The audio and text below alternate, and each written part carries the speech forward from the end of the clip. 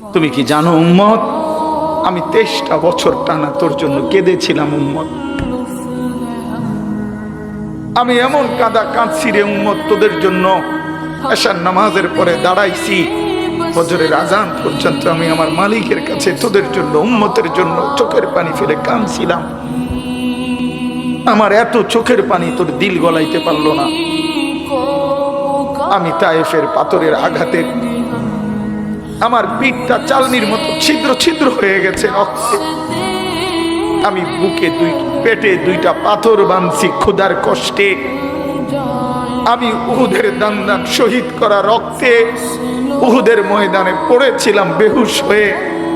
আমার ঘরের চুলায় 3 মাস রান্নার জন্য কোনোদিন চুলায় আগুন জ্বলে নাই।